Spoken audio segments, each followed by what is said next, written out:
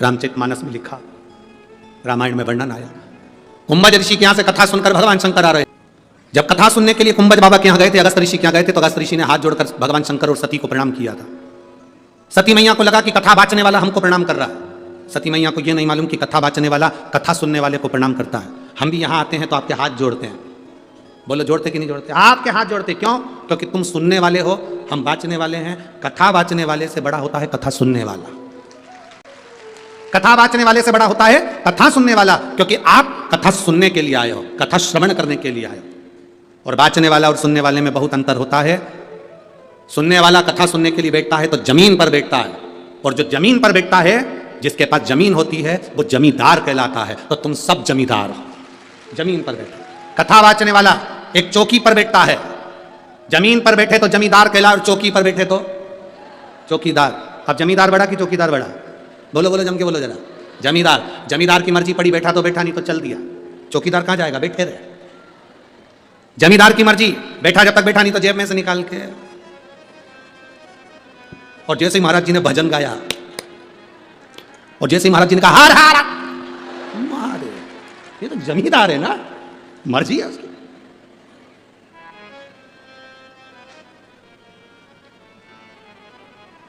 अरे भाई, शिव जी ने कहा कि हम जिसकी कथा सुनकर आ रहे हैं, ये वो है, हम जिसकी कथा सुनकर। और देखो, जमींदार और चौकीदार में एक अंतर होता है। चौकीदार एक कथाकार भी होता है, जो भारत की सभ्यता संस्कृति की रक्षा करता है, धर्म की रक्षा करता है, वो भी चौकीदार है। और एक चौकीदार भारत की बॉर्डर पर बैठा हुआ है, वो राष्ट्र की भूमि की रक्षा कर रहा है, वो भी अच्छा है। एक धर्म की रक्षा कर रहा है, एक भूमि की रक्षा कर रहा है। शिव कथा कर रही है, भगवान शंकर का संवाद कर रहा है। सती मैया भरोसा नहीं कर पाई, और जिसका भरोसा नहीं, भगवान मिलना बहुत मुश्किल है। सती मैया का भरोसा दृढ़ नहीं हुआ, सती मैया का भरोसा पक्का नहीं हुआ। उन्होंने कह दिया ये भगवान है जो अपनी पत्नी के लिए रो रहा है, मैं भरोसा नहीं करती। जाओ परीक्षा लिया। परीक्षा लेने गई सती मैया, सीता माता का रूप रखकर परीक्षा लेने गई। शिव जी ने जान लिया। आते से सीता सती से पूछ लिया, तुम परीक्षा लिया आई? वो कहती मैं परीक्षा लेने ही नहीं गई। अच्छा ठीक है। ध्यान लगाकर देखा तो परीक्षा ली, और सीता का रूप रखकर गई थी, तो भगवान शंकर ने उनका त्याग कर दिया। विश्वास नहीं था, इसलिए त्याग हुआ। जिसका विश्वास दृढ़ हो गया, उसका त्याग नहीं होता। शंकर भगवान किसको पकड़ कर रखते हैं? जिसका भरोसा दृढ़ होता। आपका भरोसा पक्का नहीं है, शिव नहीं पकड़ेंगे आपका भरोसा दृढ़ करना है। जब भरोसा दृढ़ होगा तो शिव को मिलने में देरी नहीं होती। शंकर मिलता है। एक पत्र चम्मच में लिख के भेजा है, अब इतनी सी चम्मच।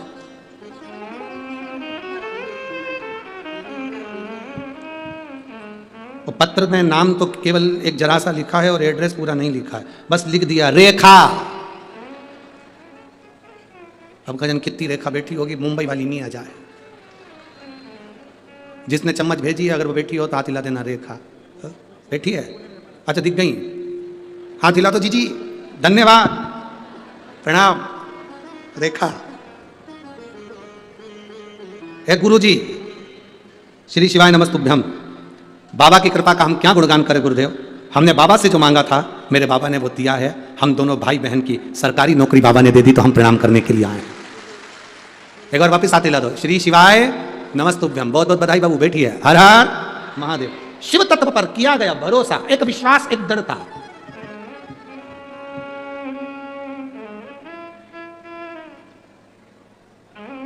ये अपने भीतर की दृढ़ता होना चाहिए। उसके सहारे, उसके भरोसे रहोगे तो जिंदगी की सार्थकता अपने आप सिद्ध होगी, अपने आप।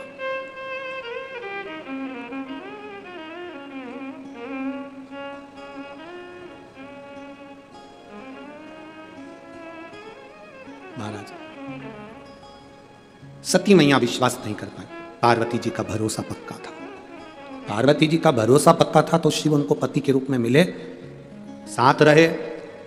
भगवान शंकर के कितने विवाह हो गए, जितने विवाह हुए सबके प्राण छूटे, पर पार्वती जी का प्राण नहीं छूटा। शिव जी के साथ अजर और अमर बनकर बैठी रही। अमर गुफा की कथा में अमर कथा सुनी और अमर हो गई माता पार्वती। विश्वास पक्का था इसलिए अमर हो गई। विश्वास पक्का नहीं होता तो नहीं हो पाता। भरोसा पक्का। थोड़ा समय लग सकता है, थोड़ी देरी हो सकती है। कोहरा हटेगा, ट्रेन सही समय पर आ जाएगी। अभी जितनी भी ट्रेनें चल रही हैं सब 4 घंटा, 5 घंटा, 6 घंटा, 7 घंटा लेट चल रही है। हम भी ट्रेन से ही आने वाले थे, पर हमारे मेहता जी बोले कि बहुत ट्रेनें लेट चल रही हैं, खबर करा सीहोर। तो फिर हमने कहा कि पंढरपुर से चल रहे हैं तो एक काम करते हैं, यहीं से डायरेक्ट चले जाए। हम भी ट्रेन से आते, पर 4-5 घंटा लेट। तो पूछा, प्लेटफॉर्म पर खड़े हो, रेलवे स्टेशन पर खड़े हो, तुम आवाज आती है ये ट्रेन निर्धारित समय से इतने घंटे लेट चल रही। कारण कोहरा है, कोहरा है तो ट्रेन लेट आ रही है। उसी तरह जब हमारे भीतर काम, आसक्ति, लोभ, वासना, तृष्णा का कोहरा इस हृदय पर छाया रहता है तो परमात्मा भी लेट मिल पाता है और भक्ति भी लेट हो पाती है। लेट, निर्धारित समय से इतने घंटे लेट चल रही है। और जाने दो, इस प्रसंग से आप स्मरण नहीं कर सकते तो बाथरूम में रोज स्नान करते हो, रोज प्रतिदिन वॉशरूम में स्नान करते हो। अभी ठंड का समय चल रहा है, गर्म पानी से नहाते होगे, गर्म पानी से नहाते होगे, नहाने के बाद दर्पण में मुख देखते होगे तो दर्पण में भी भाप जम जाती है। गर्म पानी की भाप दर्पण में जम जाती है। मुंह दिखता है? जम के बोलो जरा। नहीं दिखता। कांच में मुख नहीं दिखता क्योंकि गर्म पानी की भाप जम गई। दर्पण, कांच क्लीन होगा, साफ होगा तो चेहरा दिखेगा। दर्पण पर भाप जमी होगी तो चेहरा नहीं दिखेगा। उसी तरह भीतर अगर अहंकार जमा होगा तो भोलेनाथ नहीं दिखेगा, शिव नहीं दिख सकता। अपने दर्पण को, अपने मन को क्लीन करोगे तब मुख देख सकोगे। अभी वॉशरूम में स्नान करते हो, ठंड का समय है, गर्म पानी से नहाते हो, पूरे कांच पर, पूरे दर्पण पर भाप जम जाती है, उसमें हमारा चेहरा नजर नहीं आता, हमारा चेहरा नहीं दिखता। अहंकार की भाप जमी है इस मन के सामने, आत्मा के सम्मुख में। जब निकलेगी तब तुम परमात्मा का दर्शन कर पाओ। भीतर से भाप समाप्त होना चाहिए तो परमात्मा मिलेगा, वरना परमात्मा मिलेगा कैसे? शिव प्राप्ति कैसे होगी? और फिर दुनिया कुछ भी कहे,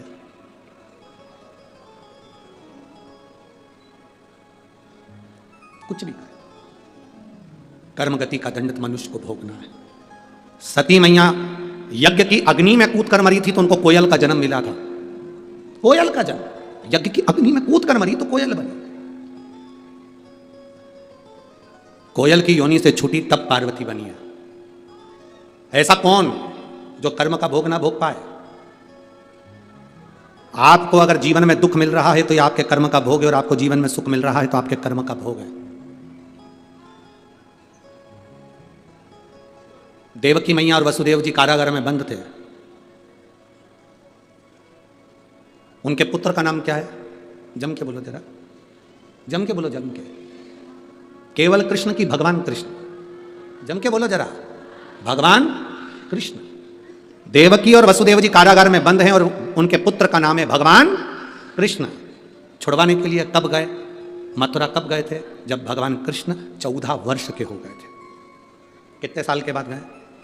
14 वर्ष के बाद। 14 वर्ष के बाद जब देवकी और वसुदेव को छुड़ाने के लिए गए तो देवकी माता ने भगवान कृष्ण से कहा, कृष्ण तुम हमें छुड़ाने के लिए आए हो? हाँ माँ, हम आपको छुड़ाने के लिए आए। कृष्ण तुम तो भगवान हो, और तुम अगर भगवान हो तो तुम हमको छुड़ाने के लिए तुमने 14 साल लगा दिए। हमको छुड़ाने में 14 साल, 14 वर्ष। कृष्ण तुम भगवान हो और हमको कारागार से मुक्त करने में तुम्हें 14 साल लग गए, 14 वर्ष।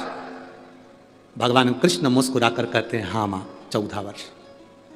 देवकी माता ने पूछा, क्यों रे कृष्ण, 14 साल के बाद हमें छुड़ाने आ रहा है तो 14 साल के पहले क्यों नहीं आया? भगवान कृष्ण ने कहा, मां आपके पूर्व जन्म के कर्म के कारण 14 साल में आपको छुड़ाने नहीं आया। पूर्व के कर्म के कारण? हाँ मां, पूर्व जन्म में आप केकई थी, आपने 14 साल मुझे वन भेजा था, इसलिए 14 वर्ष के बाद तुम्हें छुड़ाने आ रहा हूं।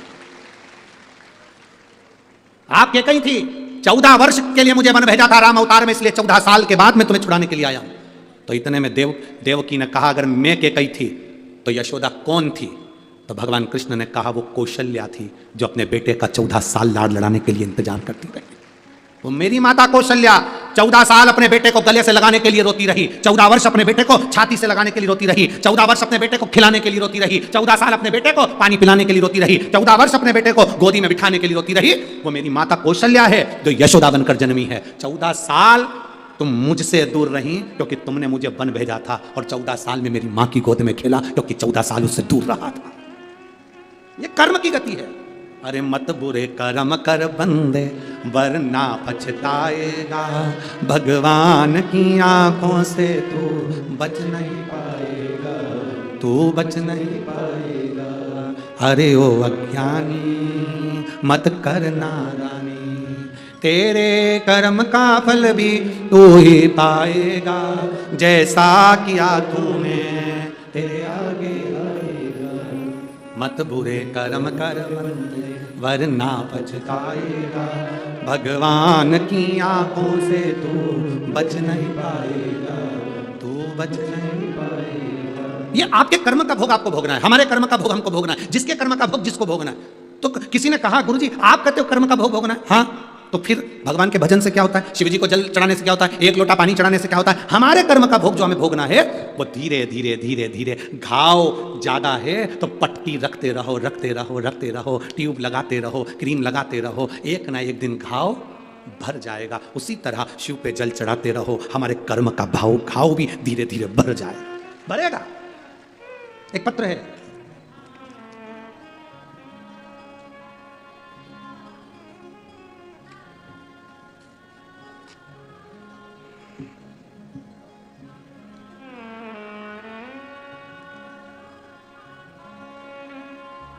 मेरा नाम मीना अशोक चौहान है, जलंधर CRPF से आई हूँ। कहीं बैठी हैं क्या? बैठी हो तो हाथ हिला सकते हो। हाथ हिलाओ दीदी एक बार, हाँ वापिस हाथ हिलाइए, ठीक है, हाँ वापिस हाथ हिलाओ एक बार, ठीक है ठीक है ठीक है। मेरा नाम मीना अशोक चौहान है, जलंधर CRPF से आई हूँ। एक लोटे जल का मैं क्या वर्णन करूं, मेरा मोबाइल नंबर ये है गुरुदेव। गुरुजी मेरा बेटा 9 साल का है, 9 साल का है, मार्च के महीने में 2023 में वो 9 वर्ष का हो गया। जन्म से आज तक उसको तकलीफ रही साइनस की। दुनिया के लोगों को साइनस की बीमारी नासिका में होती है पर वो जल्दी ठीक हो जाती है, दवाई गोली लेते हैं ठीक हो जाती है। मेरे बेटे की साइनस उसके मस्तिष्क में पहुंच गई, उसके पूरे मस्तिष्क की नसों में कफ जम गया। दुनिया के लोगों को कफ फेफड़े में जमता है, मेरे बेटे के पूरे मस्तिष्क की नाड़ियों में कफ जम गया। गुरुदेव बहुत परेशान हो गए, डॉक्टर के हिसाब से इसका मस्तिष्क पूरा खुलेगा और ऑपरेशन होगा, उसमें से कफ निकालना पड़ेगा, पर कोई गारंटी नहीं यह बच्चा वापिस नॉर्मल हो पाएगा ना हो पाएगा। तभी मेरे बच्चे की नानी जी ने, मेरी माता ने मेरे बच्चे को अपने घर पर बुलवाया और उसको शिव जी के मंदिर पहुंचाना चालू कर दिया। एक लोटा जल लेकर शंकर जी के मंदिर में नानी लेकर जाती, नंदी के पास बिठाकर शंकर जी पे चढ़े हुए जल को नंदी के पास बिठाकर पिला देती। पूरे कॉलोनी के लोग मेरी माँ पर भी हंसते और मेरे बच्चे पर भी हंसते। बेलपत्री उठाकर मेरी माँ मेरे बच्चे को वहीं पर बैठकर खिला देती। कई लोगों ने कहा बेलपत्र तो ठंडी होती है और तुम्हारे बच्चे को साइनस की बीमारी है, अरे और बीमार पड़ जाएगा। लोगों ने डराया पर मेरी माँ ने मेरे शंकर पर भरोसा करा। गुरुदेव आज मैं बाबा को यहाँ प्रणाम करने के लिए आई हूँ। गुरुदेव बाबा बाबा है और मेरे बाबा ने मेरे बेटे को ऑपरेशन से बचा लिया। जब हमने दूसरी बार CT स्कैन कराया, जब वो अपनी नानी के घर से 15 दिन में वापस आया, CT स्कैन कराने के बाद मालूम पड़ा उसके सिर में जितना कफ था वो पूरा समाप्त हो चुका था। मैं बाबा को नमन करने के लिए। गुरुदेव बाबा बाबा है। बैठिए बहन, श्री शिवाय नमस्तुभ्यम। शिव तत्व है, आपका भरोसा दृढ़ होना चाहिए, आपका विश्वास पक्का होना चाहिए। दृढ़ होगा तो शिव मिलेगा, पक्का भरोसा रखें। और हम तो बाबा के सहारे चलते हैं। ये शिव की भक्ति है, शिव ओघड़ी है, शंकर ओघड़ी है, वो साधारण नहीं है मेरा बाबा। और जब वो कृपा करता है तो दुनिया केवल देखती रह जाती है। जब वो कृपा करता है दुनिया देखती रह जाती है।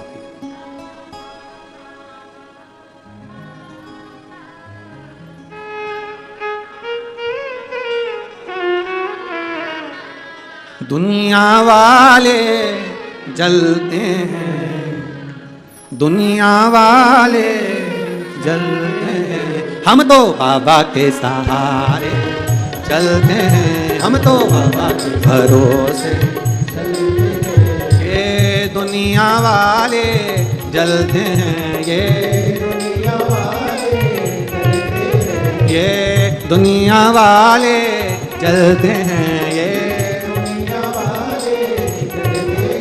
हम तो बाबा के भरोसे चलते हैं, हम तो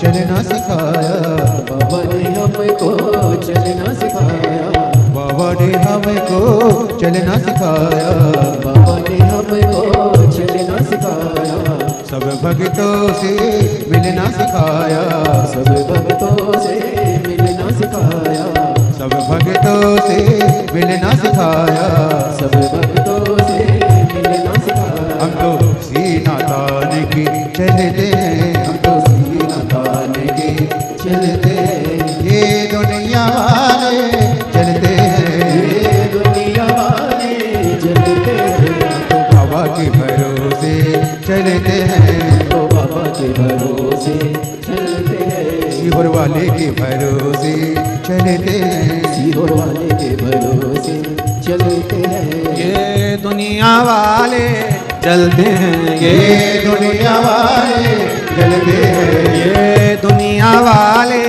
चलते हैं, ये दुनिया वाले चलते हैं। हम तो बाबा के भरोसे चलते हैं, हम तो बाबा के भरोसे चलते हैं, हम तो बाबा के भरोसे चलते हैं, हम तो बाबा के भरोसे चलते हैं। राम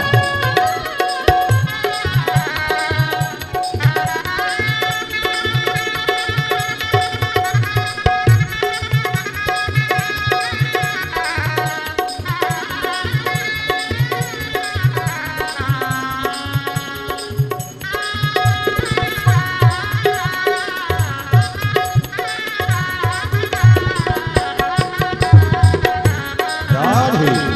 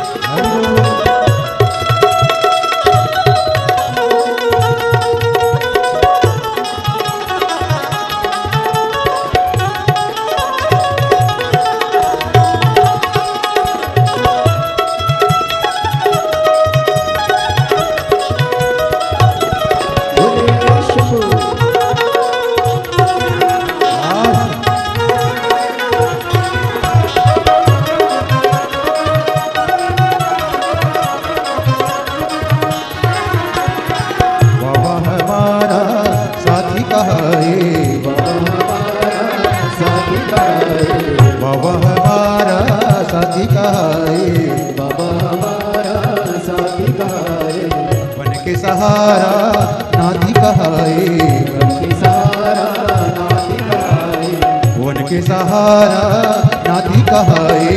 बन के सहारा नाथी कहाए। तो इनके भरोसे पलते हैं, हम तो इनके भरोसे पलते हैं, ये दुनिया वाले चलते हैं, ये दुनिया वाले चलते हैं। हम तो बाबा के भरोसे चलते हैं, हम तो बाबा के भरोसे चलते हैं।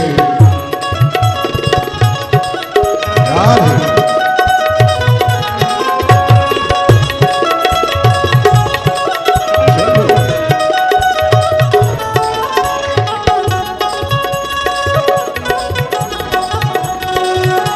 राधे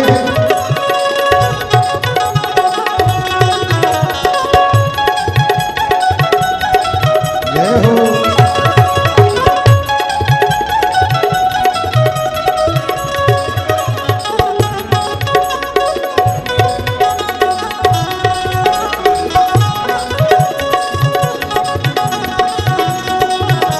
राम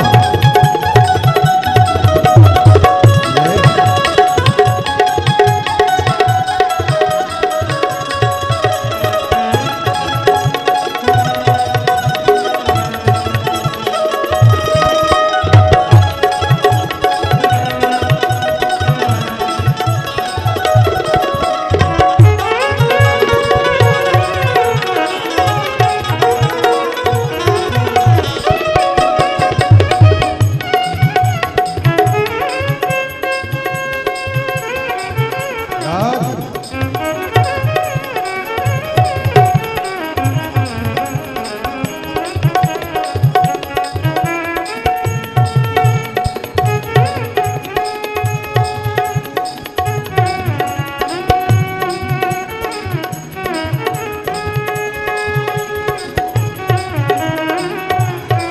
राधे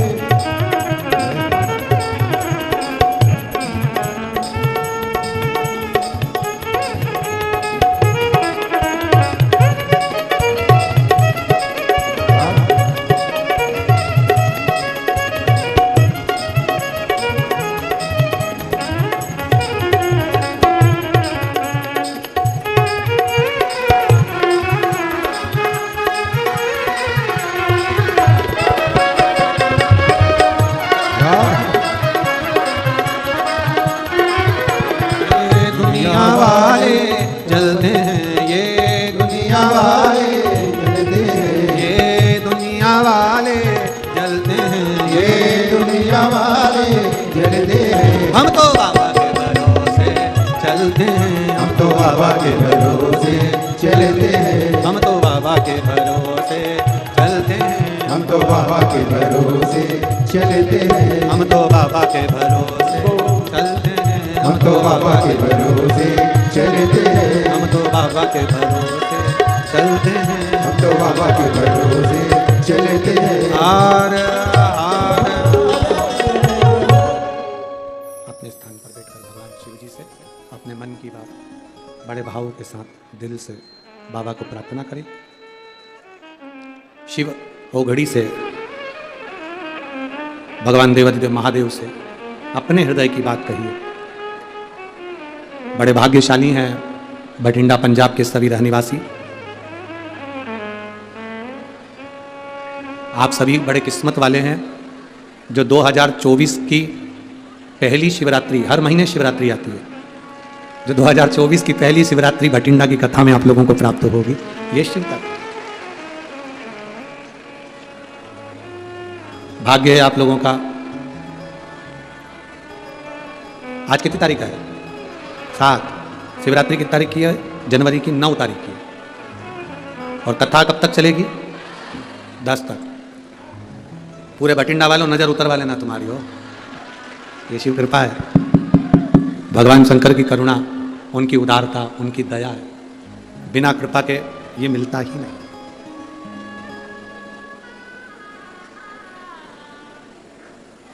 तो 2024 की पहली हर महीने की शिवरात्रि में, जनवरी की शिवरात्रि 9 तारीख को पड़ेगी और आप और हम सब उस दिन भी ऐसे ही भगवान शंकर की पवित्र कथा को सुनते हुए भगवान शंकर के विरल भक्ति को प्राप्त करेंगे, अविरल भक्ति को प्राप्त करेंगे।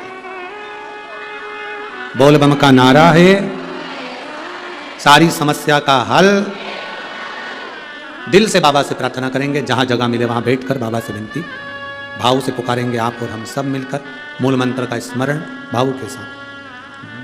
श्री शिवाय नमस्तुभ्यं, श्री शिवाय नमस्तुभ्यं, श्री शिवाय नमस्तुभ्यं, श्री शिवाय नमस्तुभ्यं, श्री शिवाय नमस्तुभ्यं। भोला सब दुख काटो मार, ओ भोला सब दुख काटो मार। शिव शंकर जपूं तेरी माला, भोले बाबा जपूं तेरी माला। भोला सब दुख काटो मार, ओ भोला सब दुख काटो मार। वेश है मंगल मंगलकारी, वेश है मंगल मंगलकारी। शमशान वासी हमारा, शमशान वासी हमारा।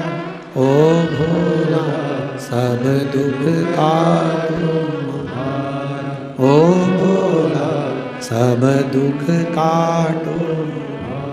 शिव कथा कर रही है, भगवान शंकर का संवाद कर रहा, शिव महापुराण की कथा कर रहा। पार्वती जी ने जो दृढ़ता बनाई, विश्वास की, फिर मृत्यु पार्वती के करीब नहीं आई, फिर मौत पार्वती जी के करीब नहीं आई, मृत्यु पार्वती जी के करीब नहीं। एक विश्वास दृढ़ कर लिया। एक बात आपसे पूछें, सब उत्तर देना। जिससे रिश्ता मजबूत होता है ना, उसके पास बैठकर आप अपने दिल की सारी बात कहते हो कि नहीं कहते? बोलो तो जम के बोलो, कहते हो ना? तुम्हारे मायके में तुम्हारे पिता भी हैं, तुम्हारी भाभी भी है, तुम्हारा भाई भी है, तुम्हारी माता भी है। मायके में रिश्ता रहता है जिससे तुम अपने दिल की सारी बात कह देते हो। अपने मोहल्ले में, अपने परिवार में, अपने कुटुंब में कोई कोई रिश्ता ऐसा होता है जिससे आप अपने दिल की सारी बात कर लेते हो, सारी बात। हमारा एक निवेदन भटिंडा की इस पवित्र भूमि से आप सबसे है, जैसा रिश्ता आप किसी एक व्यक्ति से बनाते हो और अपने दिल की पूरी बात उनसे कह देते हो, ऐसा रिश्ता मेरे महादेव से एक बार बना लो और तुम्हारे दिल की बात सारी महादेव से कह दो। अपने दिल की बात तुम शिव से कहो। तारकासुर उपद्रव मचा रहा, बहुत उपद्रव। शंकर भगवान ने माता पार्वती जी से कहा कि ये तारकासुर असुर है, राक्षस है, उपद्रव मचा रहा है और बहुत उपद्रव ये मचा रहा है। हमें तारकासुर ने वर मांगा था कि मैं मरूं तो शंकर जी के पुत्र के द्वारा मरूं, ये वर मांगा। और तथास्तु ब्रह्मा जी ने कहा है, अब इसको मारने के लिए शिव जी के पुत्र की जरूरत है।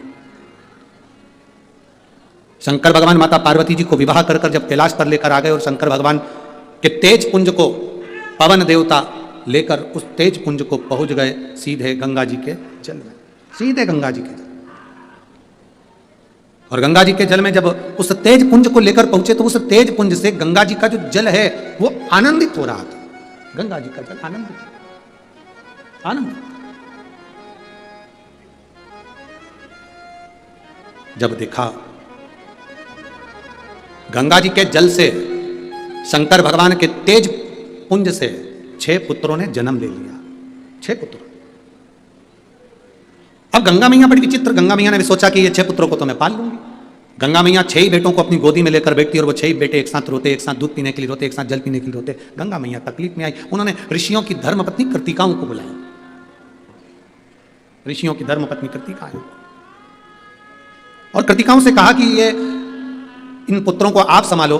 कृतिकाओं ने 6 पुत्रों को अलग अलग संभाला जब संभालना प्रारंभ करा तो 6 पुत्र रोते तो एक साथ, दूध पीते तो एक साथ, बड़ी दुखी होती कृतिकाएं। उन्होंने 6 पुत्रों को गंगा जी के रज पर सुलाया, हाथ में गंगा जी का जल लिया। अगर हमारा तेज पक्का है, हमारे पति के चरणों में हमारी प्रीति है और परमात्मा की दृष्टि हम पर है, तो ये 6 एक हो जाएं। 6 ही शरीर जुड़ गए, मुख 6 हो गए, शरीर एक हो गया। कृतिकाओं ने एक करा, इसलिए उनका नाम कार्तिकेय हो गया, जो कि तारकासुर का वध करेगा।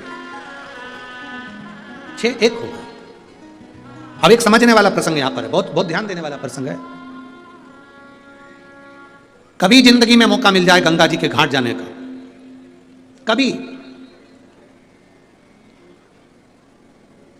जीवन में कभी एक मौका मिल जाए गंगा जी के घाट जाने का, और गंगा जी के तट पर अगर आप पहुंचे हैं, गंगा का स्नान करने के लिए गए हैं, अगर गंगा के तट का कंकर मिल जाए तो 7 बार हाथ की अंजलि में लेकर उस कंकर पर जल छोड़ दो। कंकर नहीं मिले, बालू मिल जाए, रेत मिल जाए, तो उसकी एक शिवलिंग वहीं पर घाट पर तैयार कर उस पर 7 बार जल छोड़ दो। और यदि बालू भी ना मिले तो गंगा के जल को ही गंगा के जल में 7 बार अपने मन की कामना कर जब हम छोड़ते हैं और गंगा से जब हम विनती कर आते हैं, हर हर महादेव कहकर जब हम आते हैं, तो गंगा हमारे मन के मनोरथ को पूर्ण करती ही है। ये निश्चित था। केवल वही गंगा से मतलब नहीं है। शिव महापुराण की कथा जहां होती है, स्वयं वेद व्यास जी वर्णन करते हैं 24,000 श्लोकों में, विद्येश्वर संहिता में स्वयं वेद व्यास जी महाराज कहते हैं कि शिव महापुराण की कथा जहां होती है, शंकर वहां विराजमान होते हैं, और शंकर जहां विराजमान होते हैं वहां गंगा स्वयं विराजमान होती है। जब हम कथा के पंडाल में बैठकर भी हर हर महादेव कहकर दिल से बाबा को पुकार कर अपने मन की बात कहते हैं, तो बाबा उसको स्वीकार करता है, शिव स्वीकार करता है। शंभो शरणे मांगू घड़ी रे घड़ी, दुख काटो दया करी ने दर्शन। जो मांगा वो मिला। किसी भूखे को भोजन कराना पुण्य है कि नहीं? बोलो जल्दी से, जम के बोलो जरा। किसी प्यासे को पानी पिलाना पुण्य है कि नहीं? बोलते जाओ जम के जल्दी से। है। किसी रोगी व्यक्ति को दवाई देना पुण्य है कि नहीं? शिव महापुराण की कथा एक बड़ी अच्छी बात कहती है, भूखे को भोजन कराओ मना नहीं है, प्यासे को पानी पिलाओ मना नहीं है। एक शिव पुराण का एक संवाद है छोटा सा। एक बड़ा पुण्यवान व्यक्ति था, बहुत पुण्य करता था, बहुत पुण्य। अपनी पत्नी बच्चों के साथ तीर्थ करने के लिए गया। जंगल में पहुंचा तो बहुत घोर जंगल था, कहीं उसको पीने के लिए पानी नहीं मिल रहा था। पत्नी भी रो रही थी, पत्नी की आंख में भी आंसू थे कि पानी नहीं मिल रहा। भगवान भोलेनाथ, पत्नी भी रो रही, उसके बेटे की आंख में भी आंसू है, वो भी रो रहा। पूछा पति ने, क्यों रो रहे हो? हमें प्यास लगी है। बेटा क्यों रो रहा है? प्यास लगी। पति कह रहा है प्यास तो मुझे भी लगी है, पर इस घने जंगल में अपन तीर्थ करने निकले हैं, यात्रा के लिए निकले हैं, पर पानी कहीं दिख नहीं रहा, पानी नहीं दिख रहा कहीं। फिर क्या करें? चलो और आगे चलते हैं। आगे जाकर देखा तो एक संत की कुटिया नजर आई, साधु की कुटिया। पति उनको लेकर संत की कुटिया में गए। बाबा जी बहुत प्यास लग रही है, बहुत प्यास, मेरी पत्नी को भी प्यास लगी, मेरे बच्चे को भी प्यास लगी, हम तीर्थ यात्रा करने निकले हैं, यात्रा के लिए निकले हैं, बहुत प्यास लग रही है, बाबा जी हमको पानी पिला दो। संत ने कहा यहां से थोड़ी दूर पर जाओगे, लेफ्ट में मुड़ोगे, आगे वहां पर एक सुंदर सा सरोवर है, तालाब है, वहां पानी बहुत मीठा है, वहां पी लो, जाओ। अब इस व्यक्ति ने, जो पुण्यवान जीव था, इसने विचार करा, पुण्यवान जीव ने विचार करा कि भाई पत्नी और बच्चे को भी प्यास लगी है, मैं बाल्टी लेकर जाऊंगा, वहां से भर कर ले आऊंगा, इनको पिला दूंगा, मैं वहीं पियाऊंगा। चले गया। जो गया उसने सरोवर देखा, तालाब देखा, बड़ा सुंदर सरोवर तालाब था, पानी पिया, बाल्टी में भरा, लेकर आने लगा। बीच में 5 लोग उसको मिल गए। 5 लोग जब बीच में मिले, उन्होंने कहा भैया बहुत प्यास लग रही है, पानी पिला दो। उसने पानी उनको पिला दिया, पुण्यवान था, पिलाया। बाल्टी खाली हो गई, फिर भरने गया। थोड़ी दूर चला, फिर कोई 5 लोग मिल गए, उसने फिर पानी पिला। फिर बाल्टी खाली हो गई, फिर भरने गया, फिर कोई 5 लोग मिल गए, फिर पानी पिला। जो संत कुटिया में बैठे थे, आश्रम में बैठे थे, उनके बीवी और बच्चे की दशा देखकर उनकी आंख में आंसू आ गए। आखिर ये गया कहाँ? देख के आऊं। इनको छोड़कर वो संत उनको ढूंढने के लिए गया तो रास्ते में वो मिल गया। रास्ते में मिला तो पूछा सुबह से तू पानी पीने के लिए गया था, पानी भरने गया था, दोपहर हो गई, पानी लेकर नहीं आया। बाबा जी मैं पानी भरकर लेकर आता था, मुझे 5 लोग मिल जाते थे, पानी मांगते थे पीने के लिए, इसलिए मैं उनको पानी पिला देता था। पानी पिलाना तो पुण्य है ना बाबा जी, पानी पिलाना तो पुण्य है ना बाबा जी। संत ने कहा पानी पिलाना पुण्य है, हम मना नहीं कर रहे, पानी पिलाना पुण्य है, हम मना नहीं कर रहे, पर निवेदन इतना सा है, अगर वो पानी पीने वालों को तुम उस सरोवर का रास्ता दिखा देते और वहां वो पानी पीते तो पीछे से जितने आ रहे होते वो भी पानी पीने सरोवर तक जाते। शिव महापुराण की कथा कहती है भूखे को भोजन कराना पुण्य है, प्यासे को पानी पिलाना पुण्य है। शिव महापुराण की कथा कहती है पर भूखे को भोजन कराना पुण्य है, तो भूखे को भोजन कमाने का तरीका सिखाना उससे दुगना पुण्य है, दुगना पुण्य। भिखारी को भिक्षा दो, मना नहीं है, हम मना नहीं करेंगे, क्योंकि कल से भिखारी आंदोलन पर बैठ जाएंगे हमारे नाम पे। आप भिखारी को भिक्षा दो, हम मना नहीं करेंगे, भिखारी को भीख दो, हम मना नहीं करेंगे, पर भिखारी भीख ही ना मांगे उसके लिए एक पहल करो कि कहीं उससे कहो कब तक भीख मांगेगा, कब तक मांगेगा, चल मैं तुझे किसी दुकान पर काम पे लगा देता हूं, 200-500-1000 रुपए मिलेंगे तो तेरी भी जिंदगी चलेगी और तेरी शान सत्ता बढ़ेगी, तो भिखारी नहीं कराएगा। और दुनिया में ऐसे कई लोग ऐसे हैं जो भिखारी की भिखारी रहना पसंद करते हैं, तो बढ़ना ही नहीं चाहिए। भूखे को भोजन कराना पुण्य है, पर भूखे व्यक्ति को कब तक भोजन कराओगे, उसको कमाने का तरीका सिखाओ कि हम रोटी कैसे कमा सकते हैं, हम रोटी कैसे ला सकते हैं, हम अपना घर कैसे चला सकते हैं।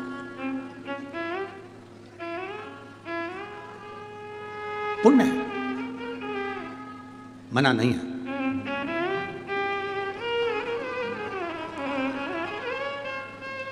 आज का व्यक्ति इतना विचित्र हो गया है, उसको सेवा नहीं करना है, उसको काम नहीं करना, बस कहीं से उसको कुछ मिल जाए, धन लाया गलत जगह पर लगाया, जुए में, मदिरा पान में, वेश्यावृत्ति में, मांसाहार में, और धन नाश कर कर फिर मांगने पहुंच गया। हमने पहले भी कथा में कहा, आज भटिंडा की कथा में फिर कह रहा है, गाय गौमाता, बेटी घर की अपनी कन्या बेटी, और लक्ष्मी पैसा, सोच समझ कर देना कि तुम कहां दे रहे हो।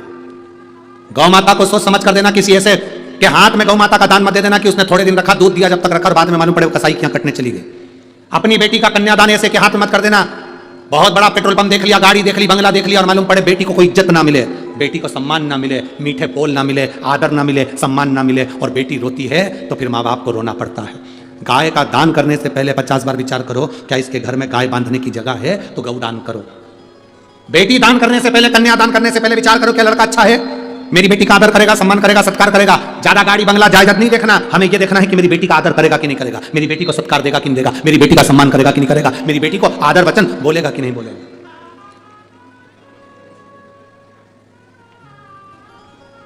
और लक्ष्मी पैसा, ऐसे भिखारी के कटोरे में मत दो जो लेकर जाए और बाद में मदिरा में लगा दे, जुए में लगा दे, मांसाहार में, वेश्यावृत्ति में लगा दे। गाय गलत जगह जाती है तो रोती है, तो दान करने वाले को रोना पड़ता है। बेटी गलत जगह चली जाती है तो कन्या दान करने वाले को रोना पड़ता है, और लक्ष्मी गलत जगह चली जाती है तो दान करने वाले को रोना पड़ता है, रोना पड़ता है। गलत जगह पर मत जाने दो, धन का सही उपयोग। हम तो आप लोगों से यहां तक कहते हैं, और एक कथा में नहीं कई कथाओं में कहा, अगर आपने बिठले सेवा समिति को 98 भी दी है और तुम्हारा 1 रुपया भी, हम तो भोलेनाथ जी से प्रार्थना करते हैं, अगर आपका 1 रुपया भी बिठले सेवा समिति सीओर को गया है तो वो धन ऐसा जाना चाहिए, भगवान से यह प्रार्थना कर देना कि ये धन जैसे समिति में गया है वैसे एक दिन हम भी सीहोर कुबेरेश्वर धाम पर आकर देखें कि हमने जो 2 रुपया दिया था वो सही जगह लगा कि नहीं लगा। अपने धन का सदुपयोग हो रहा है कि नहीं हो रहा वो हमें देखना है, अपना धन दिया हुआ सही जगह जा रहा है कि नहीं जा रहा वो देखना है। जिस बेटी का कन्यादान करा उस बेटी को एकांत में बिठाकर पूछना, पिता, एक बाप अपनी माँ अपनी बेटी से पूछे, तुझे दुख तो नहीं है ना बाबू, तो सुखी तो है ना बेटा, हमने तो गाड़ी देखा, बंगला देखा, जमीन देखी, पेट्रोल पंप देखा, जायदाद देखी। निवेदन है सब बाद में देखना, पहले जिस लड़के के साथ लड़की का विवाह कर रहे हो वो तुम्हारी बेटी का आदर करता है कि नहीं करता, वो देखो। धन दौलत तो बेटी के पांव की धूल है, मेहनत करेगी कमा लेंगे, मेहनत करेंगे कमाएंगे, देओ। किसी पिता से पूछो वो अपने बेटे को क्या देता है, तो मैंने कहा पिताजी कहते मैंने अपने बेटों के लिए बहुत कर दिया, 4 प्लाट कर दिया, गाड़ी कर दी, 2 मकान बना दिया, मैंने अपने बेटों के लिए सब कुछ कर दिया। आप अपने बेटों को जमीन दो मत दो, आप अपने बेटों को कुछ दो मत दो, आप अपने बेटों को संस्कार जरूर दो, जिससे तुम्हारे बुढ़ापे में तुम तुम्हें 2 रोटी दे सके और तुम्हारा आदर कर सके, तुम्हारा सम्मान कर सके। आज भटिंडा की पवित्र भूमि पर आकर हमें बहुत अच्छा लगा। इस ग्राउंड के चारों तरफ रोड है, इस ग्राउंड के चारों तरफ गेट हैं, 9-10 गेट इस ग्राउंड के आसपास में बने हुए हैं, और जिस गेट से निकलते हैं उस गेट के आसपास में लोग, कोई भंडारा कर रहा, कोई केसर का दूध पिला रहा, कोई बिस्कुट खिला रहा, कोई चाय पिला रहा। ये माता पिता का संस्कार इसको मिला होगा तो इसने अपने धन का सही उपयोग करा, धन का सदुपयोग करा कि इतने सारे शिव भक्त आए हैं, कब अपने भटिंडा में आएंगे, कम से कम आज मुझे सेवा का मौका मिला है, मेरा धन आज काम आ रहा है। ये देखने लायक, जोड़ जोड़ के आखिरी में भरकर बहुत जोड़ा छोड़ा। एकदम सहज रहो, सरल, बहुत ज्यादा वीआईपी मत बनना, बहुत ज्यादा अप टू डेट नहीं बनना, एकदम सरल। एक होता है 2000 का नोट और एक होता है 1 का सिक्का। सिक्का आज तक बंद नहीं हुआ, 2000 का नोट बंद। चिल्लर जैसे रहो, चिल्लर देखी है? अरे बोलो तो जम क्या है?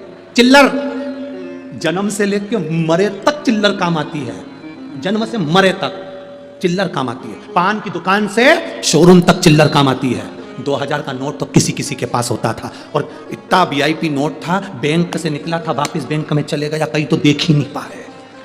इतने वीआईपी मत बनना कि तुमको कोई देख ना पाए, इतने वीआईपी मत बनना कि जेब में ही पड़े रहो, इतने वीआईपी मत बनना कि बैग में बंद की बंद रहो, इतने वीआईपी मत बनना बैग से निकले वापस बैंक में जमा हो। चिल्लर जैसे रहो, एकदम कहीं पर भी मिल जाओ, कहीं पर सरल, एकदम सरल।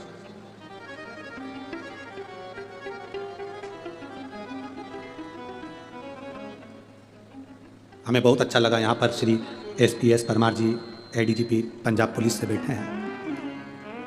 हमने पहली बार किसी इतने बड़े ऑफिसर को अच्छे से बैठकर कथा सुनते देखा है, जिंदगी में पहली बार।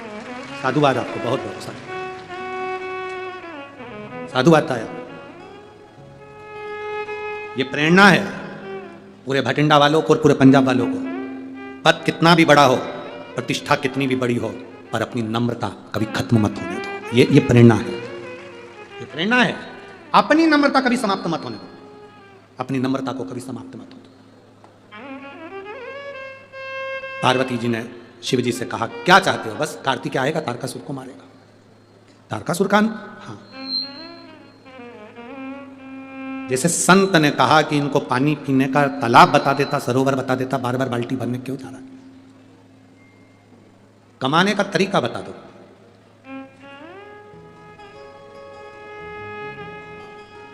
भिक्षा मांगने का तरीका नहीं, कमाने का तरीका बता दो कि ऐसे कमाई हो सकती है, और तुम जाओ।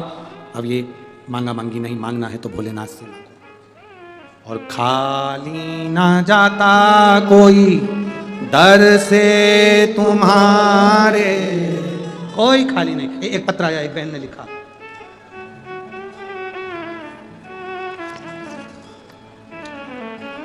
मेरा नाम मुकेश, पत्नी का नाम उर्मिला, गांव सिकंदरपुर, जिला भिवानी, हरियाणा से आए हैं। कहीं बैठे हो तो हाथ हिला सकते हैं। भिवानी हरियाणा से है, नाम मुकेश, पत्नी कहाँ है? अच्छा ठीक है, हाथ हिला दो एक बार, बधाई आपको बहुत बहुत। भिवानी हरियाणा से आए हैं। हमारे पास में एक चाची जी रहती हैं, वो आपकी फ़ोन पर कथा सुनती हैं। आपकी कथा फ़ोन पर सुनती थी, उनसे हमने भी कथा सुनना सीखा। मेरे बेटे का जॉब नहीं था, नौकरी नहीं थी। कई बार उसने अप्लाई करा पर उसकी कोई सरकारी नौकरी नहीं लगी। गुरुदेव, मेरा बेटा भी हिम्मत हार गया था, और आखिरी में मैंने अपने बेटे से कहा, तू अब की बार फिर अप्लाई कर। उसने एयरफोर्स के लिए तैयारी करी, और बाबा की कृपा से उसका एक इंटरव्यू निकल गया, पर मेडिकल में थोड़ी सी त्रुटि उसके साथ में थी। पर बाबा तो बाबा है गुरुदेव। मैंने अपने बेटे से 1 लोटा जल चढ़वाना प्रारंभ करा। आपकी कथा अलवर में हुई, मैं सुनने के लिए एक दिन, कथा के आखिरी दिन कथा सुनने के लिए गई थी, क्योंकि आप कहते हो जो कथा के विराम वाले दिन, समापन के दिन हम बाबा से मांगते हैं, बाबा हमको देता है, क्योंकि जाते जाते वो लुटा कर जाता है। हमने बाबा से प्रार्थना करी, और आज मैं बाबा को धन्यवाद देने के लिए आई हूँ कि 22 दिसंबर 2023 को मेरा बेटा एयरफोर्स में सिलेक्ट हो गया है और उसकी ज्वाइनिंग हो गई है। मैं बाबा को यहाँ नमन करने आया। बहुत बहुत साधुवाद बाबू। श्री शिवाय नमस्ते। बैठिए। शिव तत्व है, औघड़ी है शिव। एक विश्वास के साथ चलिए, एक भरोसे के साथ चलिए।